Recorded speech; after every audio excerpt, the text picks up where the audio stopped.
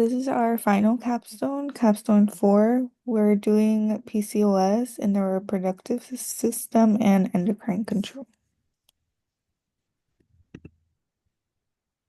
Disease summary. PCOS is a hormonal condition that mostly impacts the female reproductive system and has a strong connection with the endocrine system. It normally affects the menstruation, fertility, and general endocrine regulation by upsetting normal ovarian function and hormone balance. PCOS was first identified in 1935 by Dr. Stain and Leventhal, who described women with irregular menstruation, excess hair growth, and polycystic ovaries. PCOS affects approximately 1 in 10 women of reproductive age worldwide, which makes it one of the most common endocrine disorders in women. The key symptoms of PCOS include irregular absent periods, excess androgen levels that cause acne, weight gain, insulin resistance, polycystic ovaries that are visible in ultrasounds, but some patients may experience infertility. Reproductive system, the way PCOS affects in the reproductive system is infertility may result from the PCOS disruption of the regular menstrual cycle and ovulation, and in the endocrine control, hormonal abnormalities are the fundamental causes of PCOS.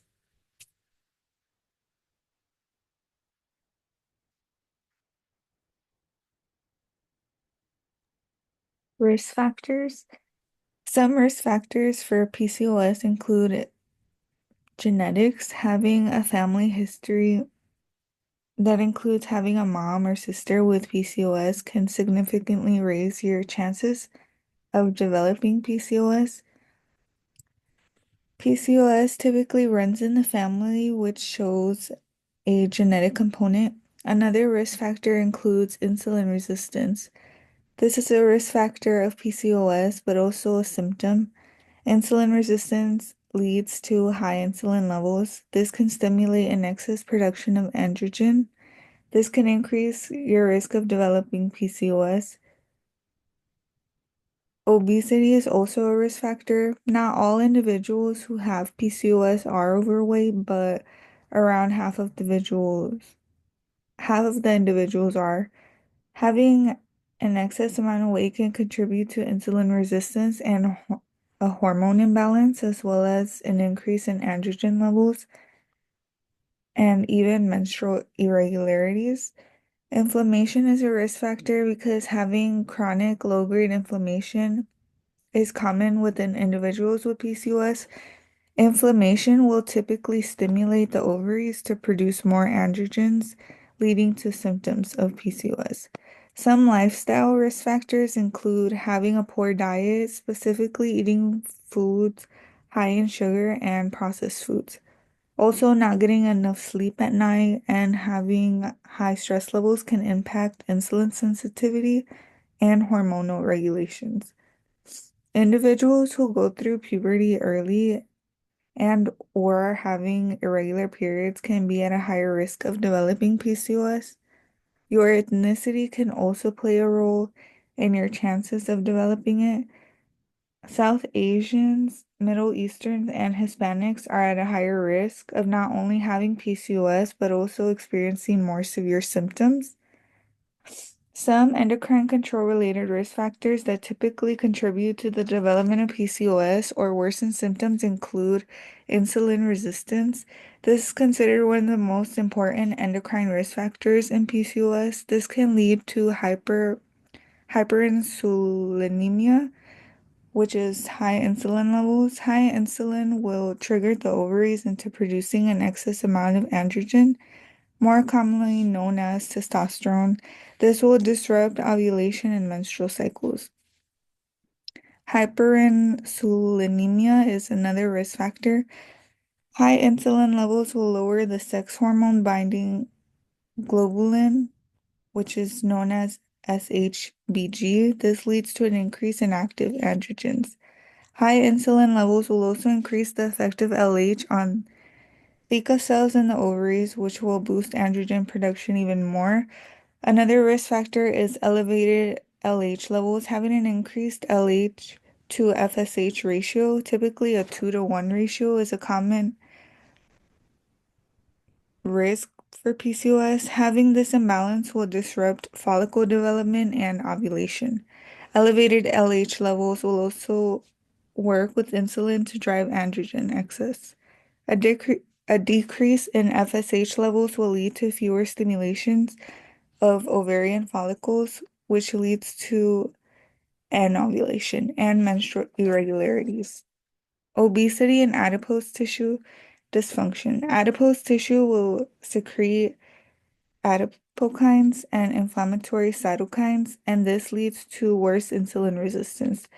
Fat tissue will convert androgens to estrogen, which leads to a hormone imbalance. Having low SHBG levels is also a risk factor because SHBG binds to sex hormones, one like testosterone. Low SHBG levels will form high insulin, which means more free testosterone is circulating, which will worsen symptoms like acne, an excess amount of hair growth, and having an irregular cycle.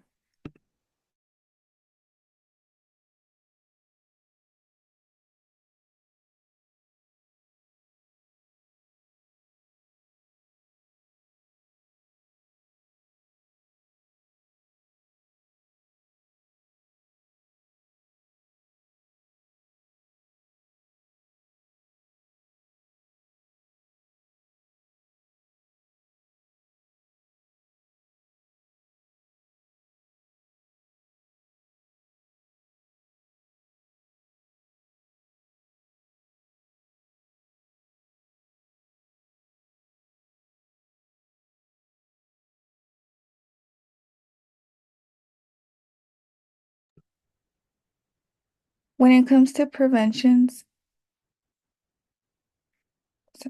while many risk factors are unpreventable, there are some that can be prevented with keeping a certain lifestyle. One being making lifestyle modifications. This can be considered as the main prevention. First, maintaining a healthy diet is important. Keeping a healthy diet can include eating low glycemic index foods, also known as GI foods, more specifically like whole grain foods, lean proteins, and anti-inflammatory foods. Exercise can be in your lifestyle modifications as well. Doing at least 150 minutes of moderate aerobic activity can improve insulin sensitivity and hormone regulation. Weight management is also important. Maintaining a healthy weight can help regulate the hypothalamic pituitary ovarian axis, which will help promote regular ovulation and menstrual cycles. Another prevention includes supporting regular ovulation. Making lifestyle changes like the ones I mentioned can help restore ovulation for many individuals. Letrozole is a medication that can be used to induce ovulation in women who experience irregular or absent cycles, helping to keep a healthy hormonal balance can help prevent PCOS. One way to do this is with oral contraceptives. These can help regulate menstrual cycles and prevent endometrial overgrowth. An alternative is progesterone therapy like cyclic progestin. These will help induce regular periods for individuals who are ovulating. Being able to detect and monitor changes in your body is important when you are actively trying to prevent PCOS. Having an early diagnosis and doing regular gynecological exams will help prevent long-term reproductive complications, including infertility and endometrial hyperplasia. Avoiding excess estrogen exposure is important when trying to prevent PCOS. If possible, you should avoid an unnecessary use of estrogenic substances that typically come from supplements or hormone therapies that can disrupt your hormone balance even more. When it comes to preventions and endocrine control in PCOS, the preventions are somewhat similar to the preventions in PCOS in the reproductive system. One includes improving insulin sensitivity. You can do this by exercising regularly. You can do aerobic and strength training to reduce insulin resistance. You can also have a low glycemic index diet. This will help you avoid insulin spikes. A medication that can be used to improve insulin sensitivity is metformin. This must be used with medical guidance. This will help improve glucose metabolism and lower insulin levels. Keeping a healthy body composition is also important. Having an excess amount of fat tissue, specifically visceral fat, can worsen insulin resistance, as well as increase estrogen and androgen production. Another way to prevent the development of PCOS is monitoring your blood sugar levels and hormones. Testing your fasting glucose, insulin, and androgen regularly can help you notice where you have any imbalances early on and allow you to adjust your lifestyle. Live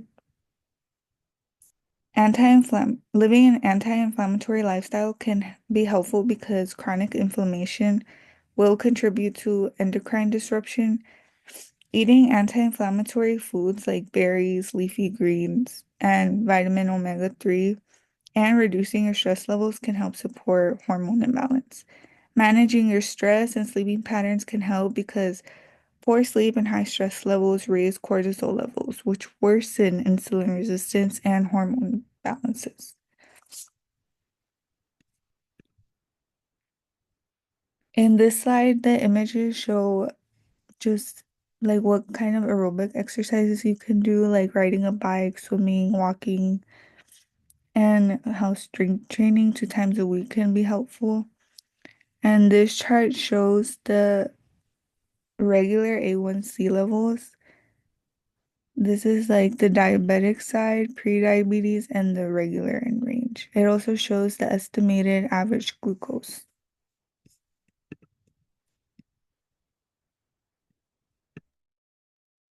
Disease detail.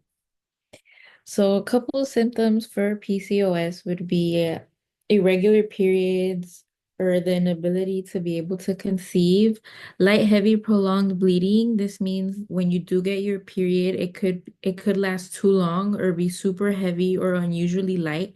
And this happens because PCOS affects ovulation, which is the release of eggs from the ovaries, which disrupts the normal menstrual cycle. Androgen excess, which is too many male hormones like testosterone, acne breakouts, especially on the face, chest, or back that are too hard to control. Hirsutism, which is unwanted hair on places women usually don't grow much hair, like the upper lip, chin, chest, or stomach. Thinning scalp hair. Hair may fall out or thin at the crown of the head, like male pattern baldness. PCOS often causes an increase in androgens, which are hormones that are usually higher in men.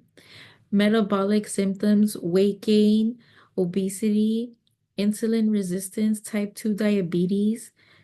Insulin resistance is very common in PCOS and it can take harder to lose weight. Oily skin, skin that gets greasy fast, which makes acne get worse.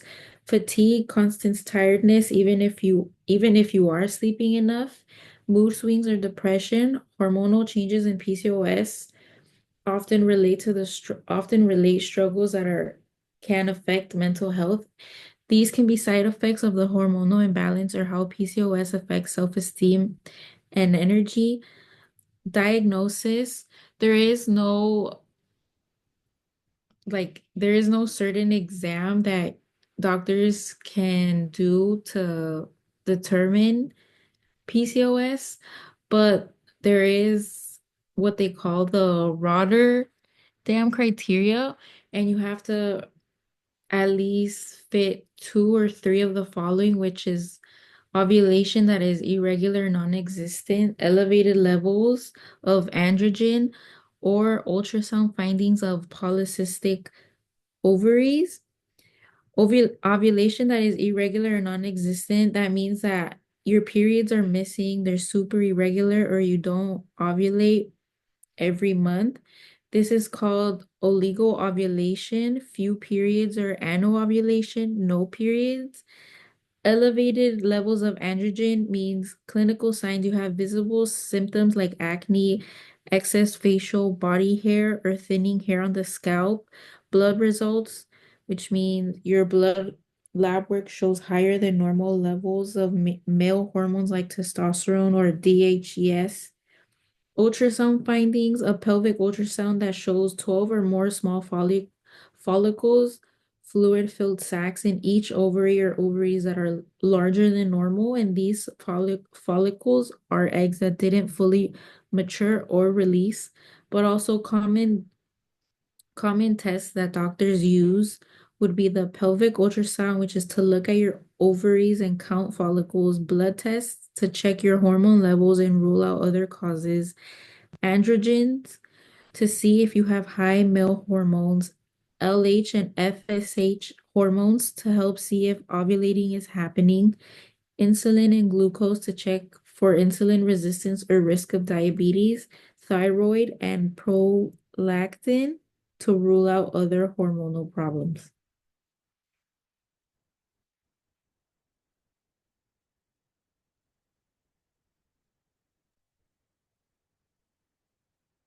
There are several treatments options for PCOS, specifically in the reproductive system. One form of treatment is through hormonal birth control. This is specifically used for non-fertility goals. This involves combining oral contraceptives, patches, or vaginal rings. They work by suppressing LH secretion, and in return, this lowers androgen production. Hormonal birth control can also help regulate the menstrual cycle as well as protect against endometrial hyperplasia, which typically happens when periods are irregular. This form of treatment can be used by individuals who are not trying to conceive. A benefit from this form of treatment is fewer PCOS symptoms, specifically like acne, an excess amount of hair, and irregular periods. This treatment isn't suitable for smokers who are over the age of 35 or for individuals with clotting disorders. Another treatment option is progesterone therapy.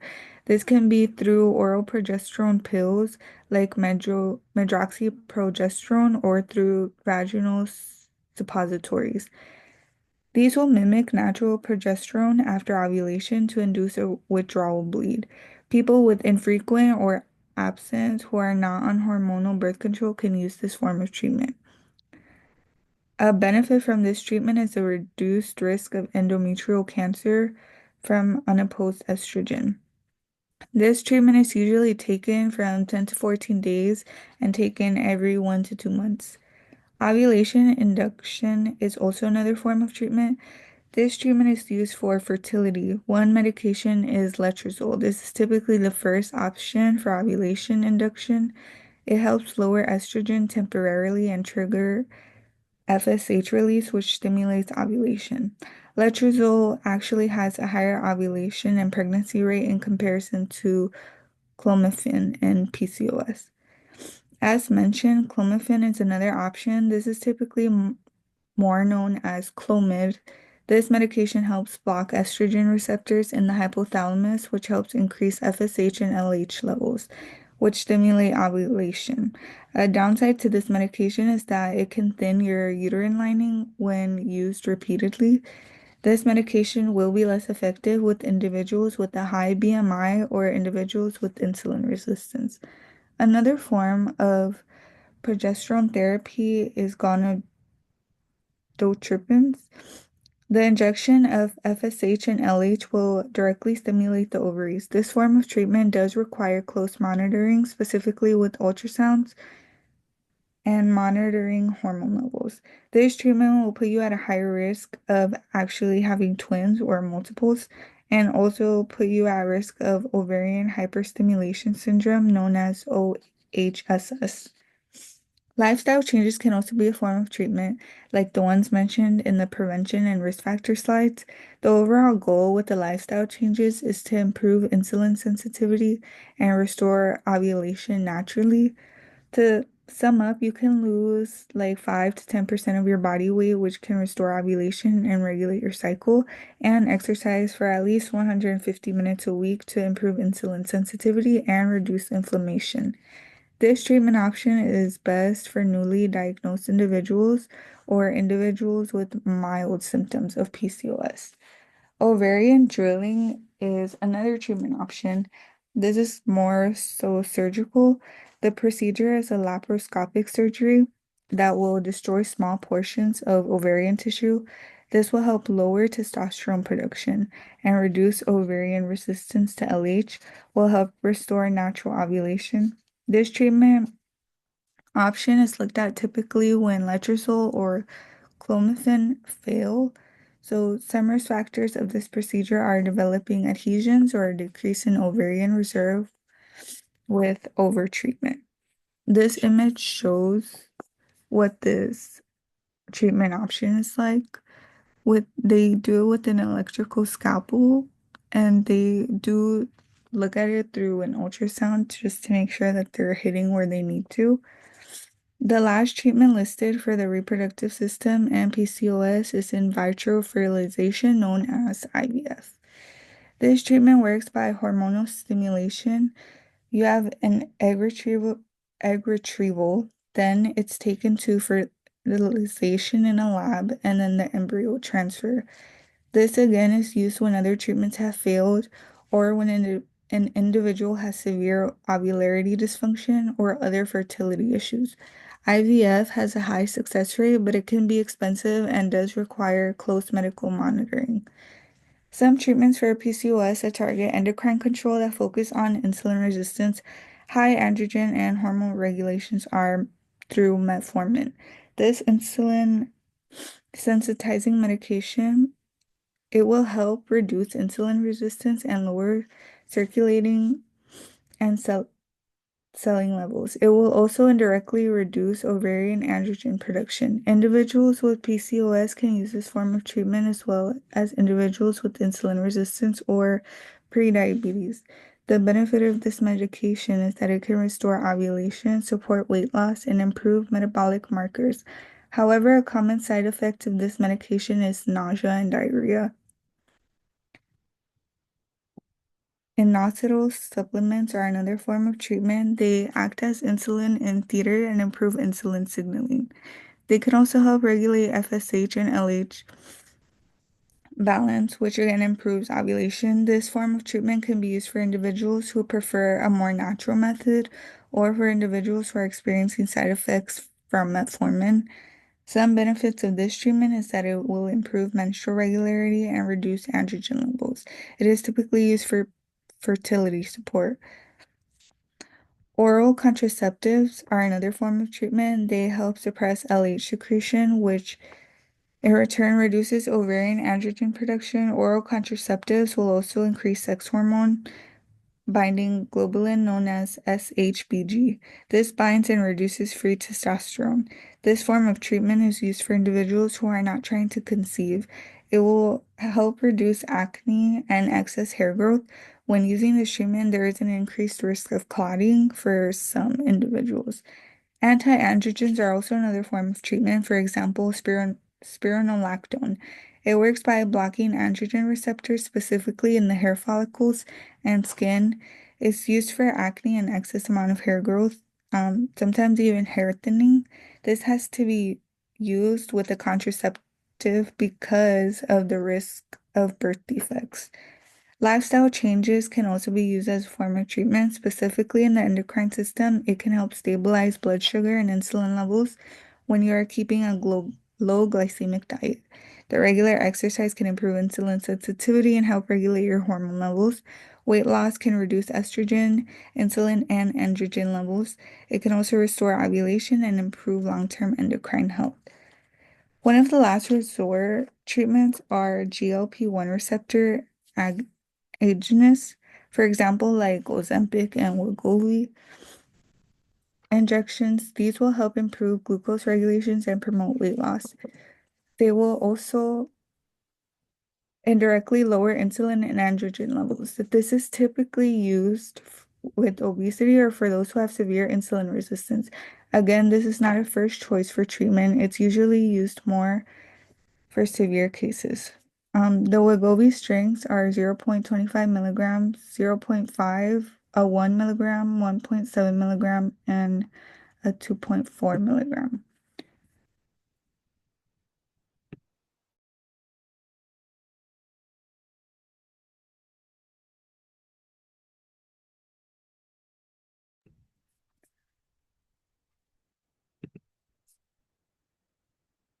For the prognosis of PCOS, specifically in the reproductive system, include menstrual irregularities. Prognosis is that with proper treatment, specifically like hormonal contraceptives, progesterone therapy, and lifestyle changes, a regular cycle can typically come back and be restored. In the long run, without proper management, chronic and ovulation can increase the risk of endometrial hyperplasia.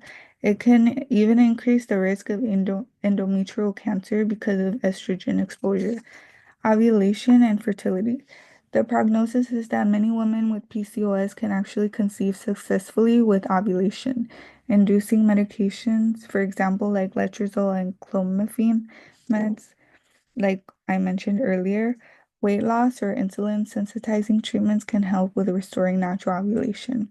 Women with PCOS often respond well to IVF treatments. However, this does put you at higher risk of developing ovarian hyperstimulation syndrome, the OHSS, during the stimulation cycles. Another prognosis is pregnancy outcomes. With PCOS,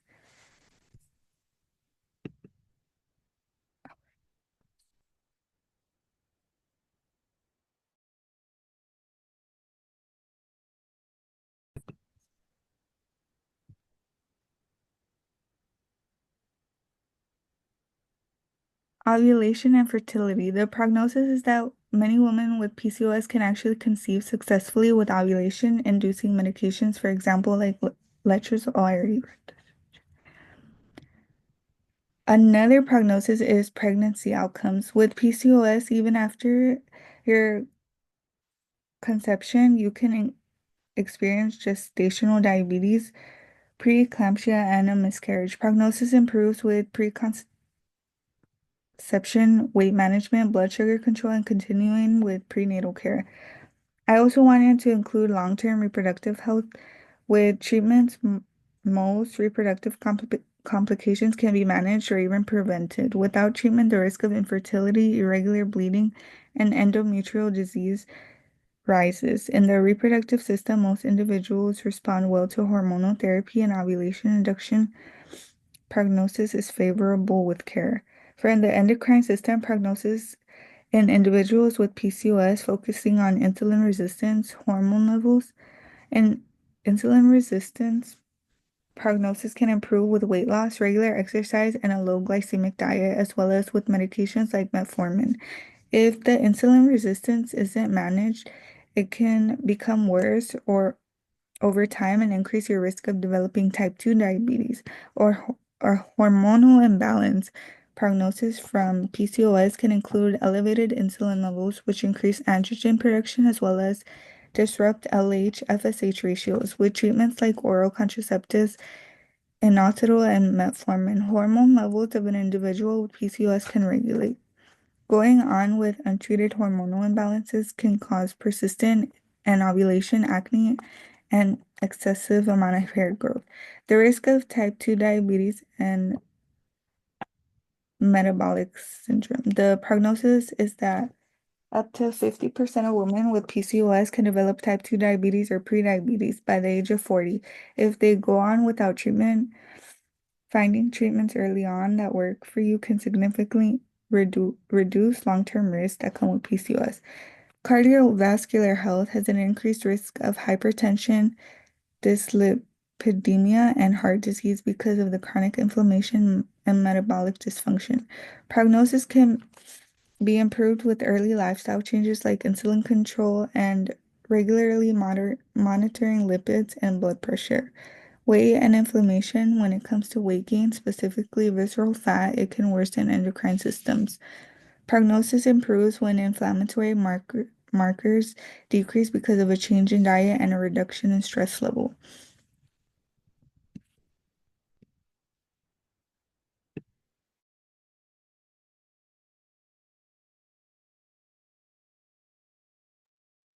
Specific focus. Specific focus. Reproductive system.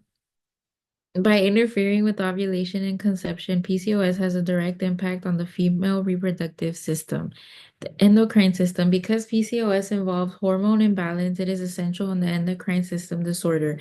This is caused by for the reproductive system, this is caused by a hormonal imbalance that inhibits the growth and release of mature follicles, notably increased levels of androgens and luteinizing hormone. An Anovulation caused on by PCOS makes conception challenging and frequently results in infertility. In the endocrine system, PCOS afflicts women of no, PCOS afflicted women frequently have elevated androgen, male hormones, increased LH to FSH ratio, insulin resistance, leading to a higher insulin levels, which worsen hormonal imbalances. This hormonal dysfunction affects multiple organs and feedback loops controlled by the hypothalamus, pi- pituitary, ovarian axis. PCOS demonstrates how endocrine imbalance can disrupt multiple systems, including metabolic and reproductive functions. Wider systemic impacts through primarily reproductive and endocrine in nature.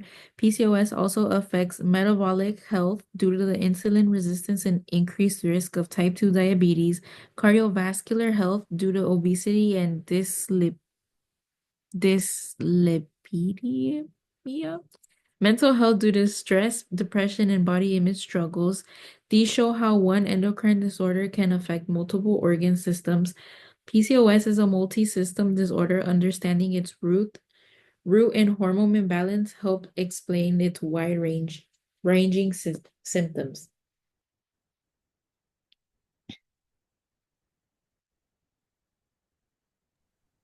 Normal function versus PCOS function. During normal function ovulation, during a healthy menstrual cycle, the brain, through the hypothalamus and pituitary gland, release FSH to mature follicles. One follicle will become more dominant and ovulate mid-cycle, which is triggered by an LH surge. With PCOS, the FSH is too low and LH is too high, which leads to small follicles that don't mature or release an egg, which causes anovulation. The menstrual cycle during normal function works by having a regular cycle that is around 28 to 32 days. During the regular cycle, it's easy to predict menstrual bleeding, ovulation, and hormone shifts. With PCOS, menstrual cycles are irregular, sometimes skipped or prolonged because of the lack of ovulation. Some individuals with PCOS might go months without a period. Hormone balance during a normal function is estrogen, progesterone, LH, FSH, and androgens will stay in balance and support ovulation and menstruation. With PCOS, androgens are elevated and progesterone is low because of the lack of ovulation, and the LH and FSH ratio is off with a common ratio of 2 to 1 or higher, which causes a hormonal imbalance. Insulin within normal function is that insulin will bind to receptors and allow cells to absorb glucose for energy. The body will maintain normal blood sugar levels. In PCOS, many individuals have insulin resistance, which means that cells don't respond well, which causes high insulin levels, which will stimulate the ovaries to make more androgen.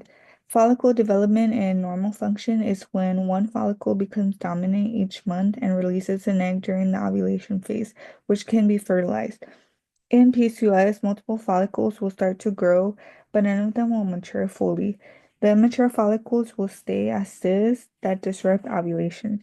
Fertility in normal function is when ovulation makes conception possible. Regular periods will support timing and pregnancy planning. In PCOS, the lack of ovulation will make conception more difficult. Many individuals with PCOS need to undergo treatments to become pregnant. This image shows the menstruation cycle. So this is when your uterine lining breaks down. and where menstruation happens, the uterine lining thickening and ovulation, and then here's the uterine lining continuing to thicken.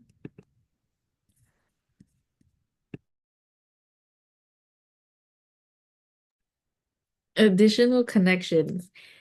In the endocrine control, that this involves insulin resistance. Many women with PCOS have insulin resistance where the body